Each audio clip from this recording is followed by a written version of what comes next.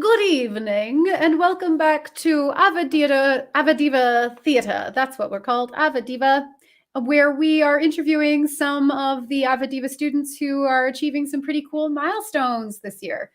Johanna Sommerfeld is up next. Johanna is 17 years old, and she is receiving both a 5-year voice student plaque, and she's graduating from high school this year. You'll soon find out. Johanna makes me cry a lot.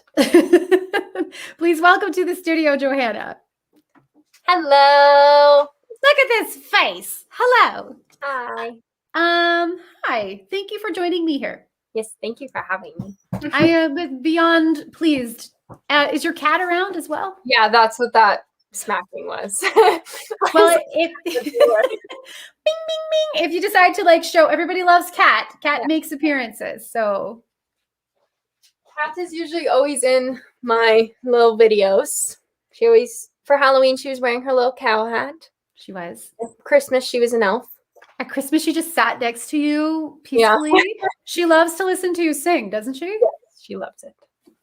So sweet. Okay, let's get going, friend. So first of all, let's talk about high school. Okay. What high school did you go to?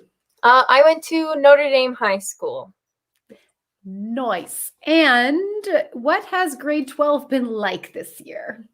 Well, it's kind of annoying that we've been in quarantine like twice throughout the year, but with it, like, we've kind of learned not to take the small moments for granted. And I've had like my friend group, and since we know we're not going to be together for much longer, we're like really strong together and we're staying connected. Like this week is Spirit Week at school. Tomorrow is Tacky Tourist Day. So like our whole friend group is dressing up and we're just trying to like be together until we are apart next year. Oh, that's amazing. I'm so glad you have such a great group of friends. Yeah.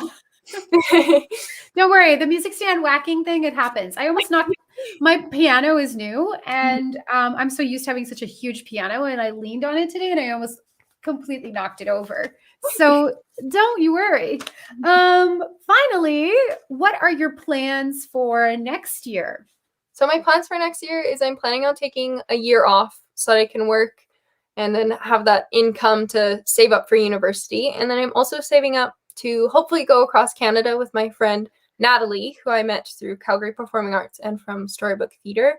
And we're planning on driving across Canada in like a van that's decked out to be like a mini house. That sounds amazing. Like, are you going to but tell me more. Like, are you going to go to Vancouver and then kind of come around, or what are you going to do? We're planning on trying to we're going to go there as fast as we can, like all the way to Prince Edward Island, probably stay there for 2 weeks or like a week or so, and then slowly come back so that we're back in time for September because we're both planning on going to school.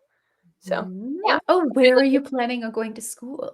I was hopefully going to go to either St. Mary's or U of C for Bachelor's of Education, where I do general teaching of elementary or possibly like junior high with an undergrad of drama or performing arts. Very good. You're going to be such an amazing teacher. Thank you. Where are you working, by the way, just in case anybody wants to contribute to this trip? I work at Petland. Yay! I know, and I love hearing all your adoption stories.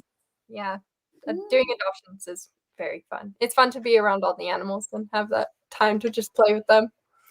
Yeah. Do you have a favorite in the store right now?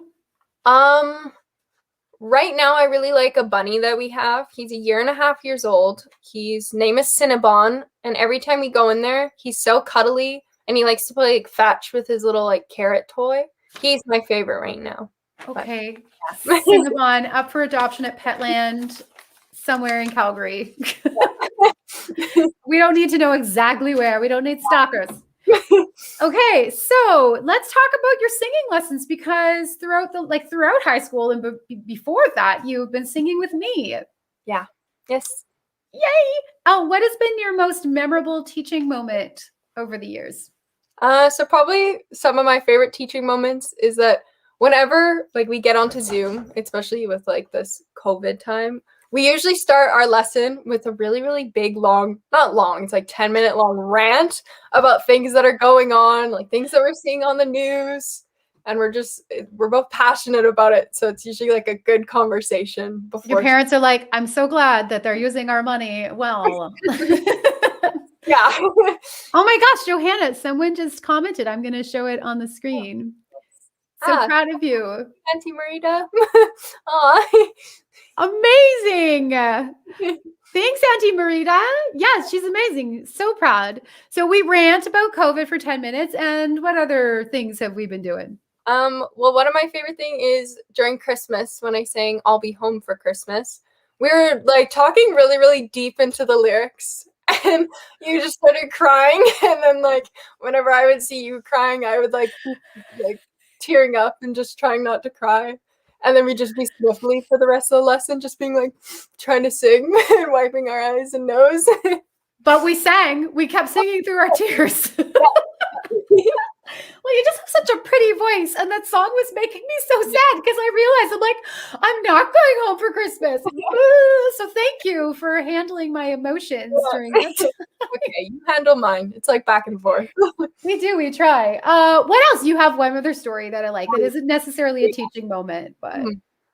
So in my first year, when I converted from like a show choir, so with multiple people, to my very own first solo recital with the studio, I was singing Ice Cream from Anne of Green Gables, and I had this really, really cute like prop ice cream bucket.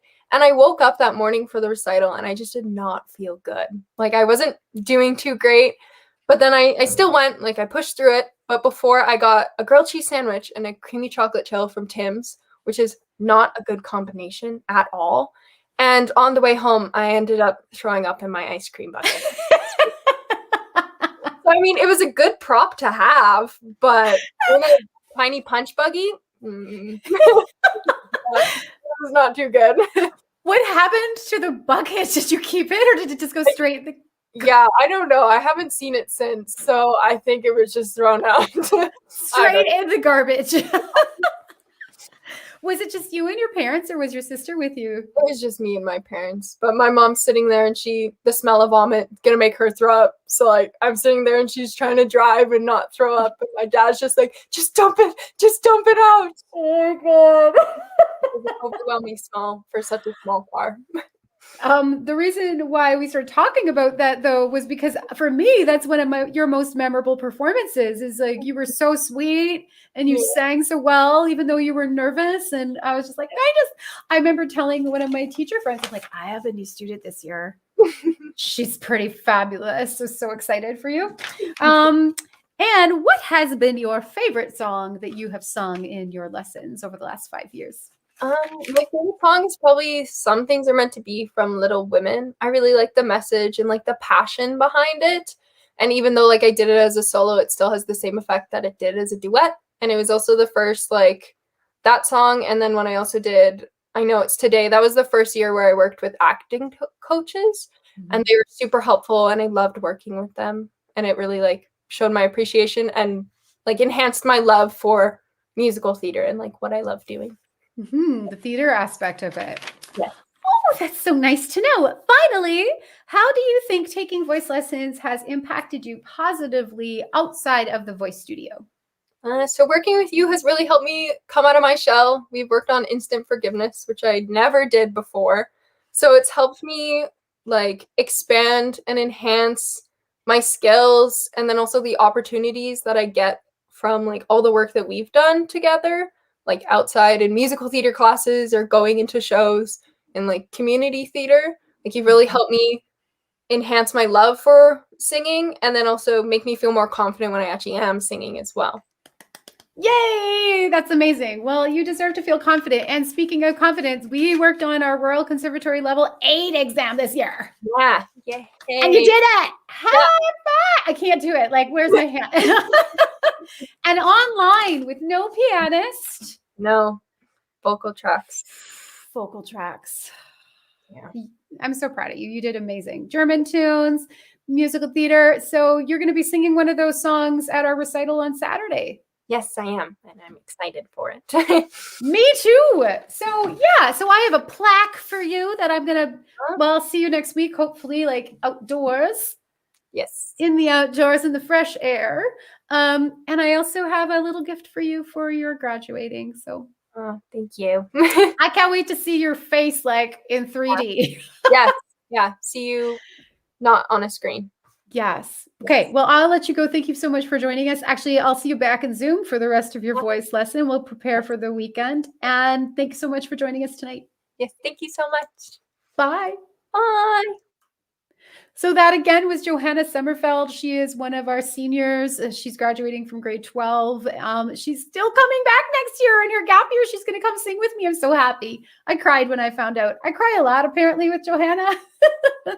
Also, Johanna plus 27 other singers will be performing live here on Facebook on Saturday night at 6 p.m. A song for you. We hope to see you there. I have one more interview to do tomorrow, so tune in tomorrow to watch me with Laura Pratt and have a fabulous evening.